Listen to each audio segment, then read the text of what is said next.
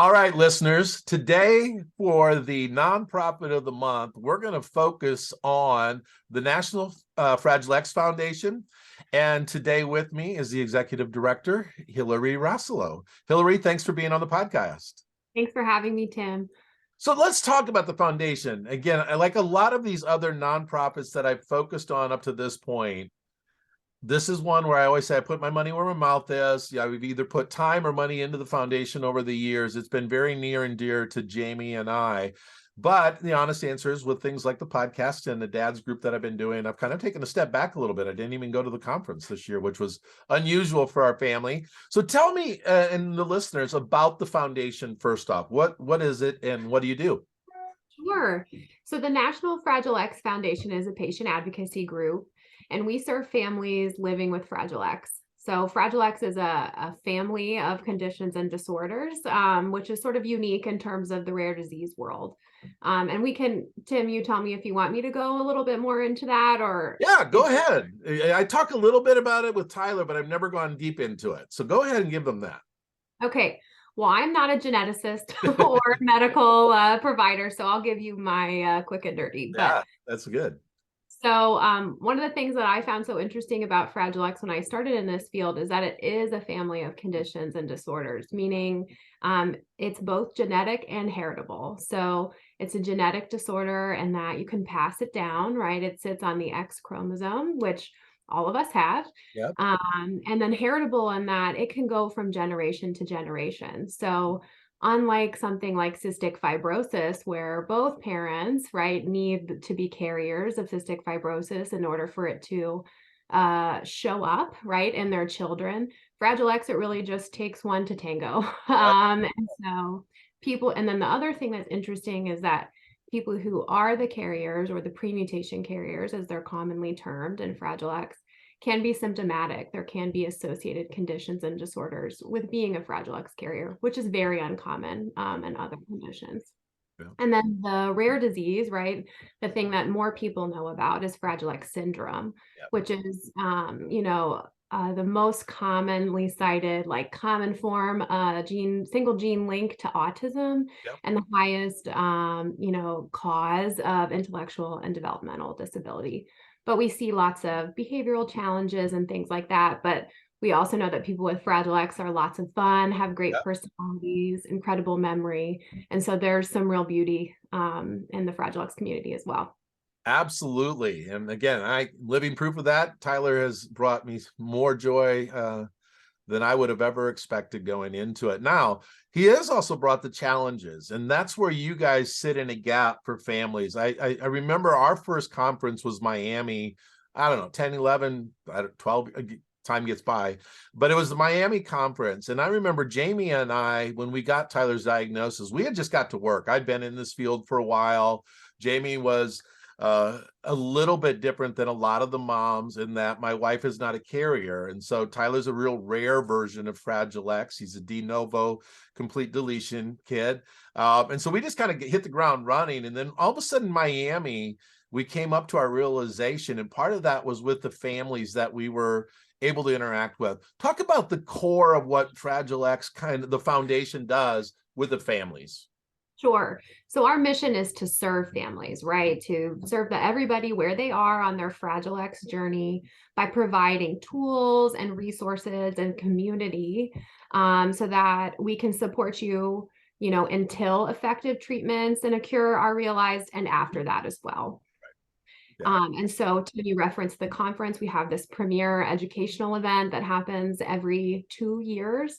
And in the meantime, we put out other educational content that supports families from how to navigate an IEP meeting to how to find a Fragile X clinic and everything in between.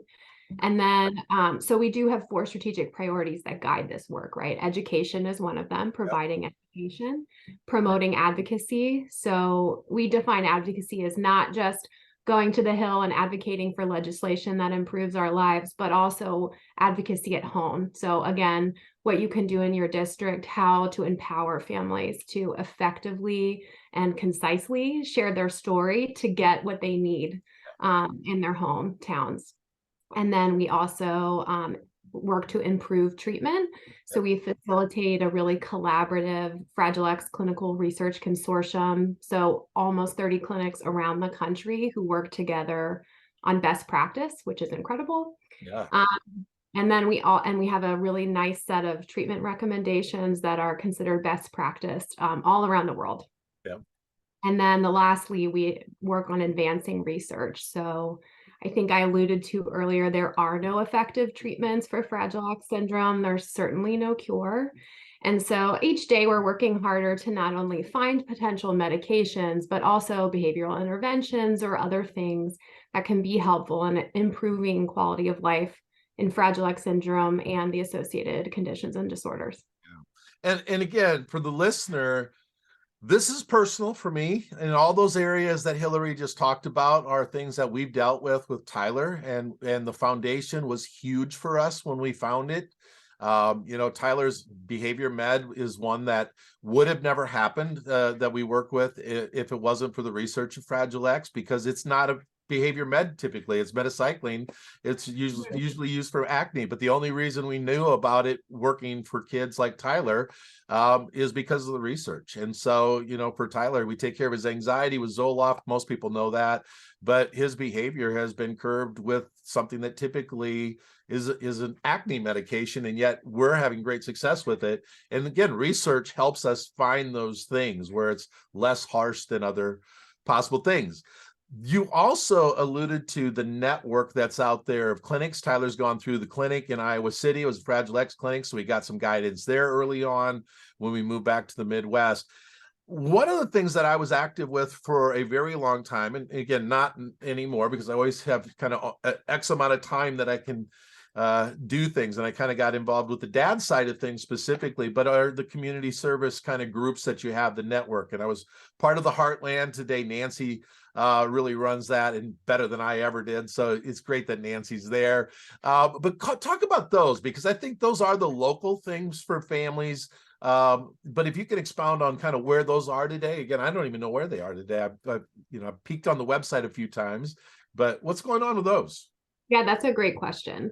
So I know I talked about our strategic priorities, but really at the heart of what we do is community, right? That's what we do. And so, of course, we have our team, and then we have these amazing sort of volunteer extension arms and our community support network. So these are, like you said, local chapters throughout the country who really work on delivering the mission in whatever way makes sense to them. So some people love to do, walks. So we have an X Strides program, or some people like to build community around educational events or things like that.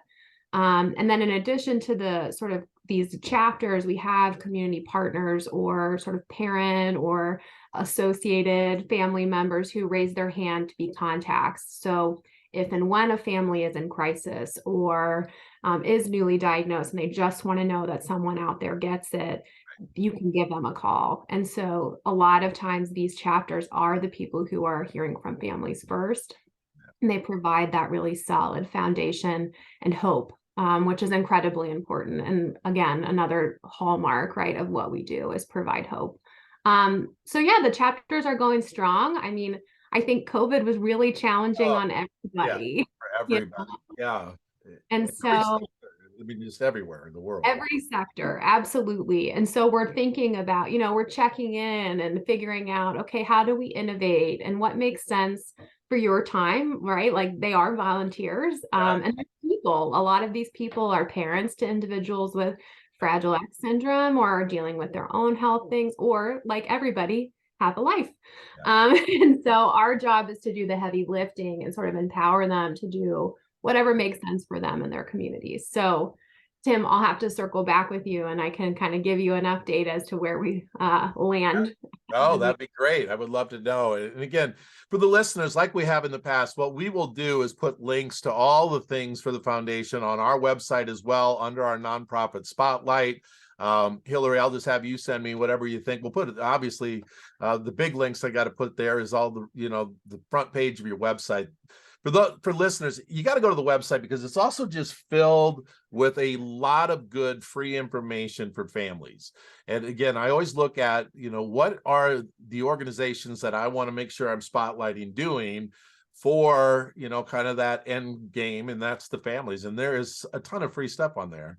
And so we want to make sure we highlight that, but anything else that you think would be important as well, those support groups absolutely are key to what I think you guys are doing. And I was honored to be a part of those for a very long time, and still just think if it wasn't for those things early on with us and Tyler, our life would have been completely different, in all honesty. And so I'm excited to spotlight you guys this month. So as we kind of wrap up, obviously the big one, and it's end of the year. This is December, folks, and end of the year giving is a part of people's thinking and thought process. And that's why, again, though I've done a lot, not a lot, I've done 3 or 4 of these already. I wanted to kind of hold this one till the end of the year, and I want to make sure that as you're thinking about end of the year giving, that you look at the foundation, because they are doing good work and they are definitely putting your money to work. That's the key, I think, for anybody who's looking at giving. We got a lot of volunteers. That in and of itself is giving. And I would recommend that if you do have a local chapter next to you or around you, look at the link on our webpage and find one and volunteer for one of their activities, their walks, the Strides program. But it's also the end of the year for giving. And if you got some money left over from Giving Tuesday, Hilary, how can they give to the foundation? Yeah, well, thank you, Tim. Yes, you've shared what every nonprofit, right, is focusing on this time of year. So if you're interested in financially supporting us, you can go to our website. It's fragilex.org. And then if you really, to find the information that Tim referenced, and then if you want to donate, right, you can go to fragilex.org/donate. It's really easy. Yeah. Or just simply hit the button on the right-hand side in the upper part. There's a couple ways to, we make it really easy. And then, you can find the ways that your dollars make an impact. To Tim's point, we really try and make sure you understand, where that money goes and how it ultimately goes to the people at the heart of our work, which is the families. Hilary, thank you for everything that you are doing for the foundation, and thank you for taking time to spotlight it on the podcast. Oh, thanks for having me, Tim, and happy holidays, everyone. Yeah.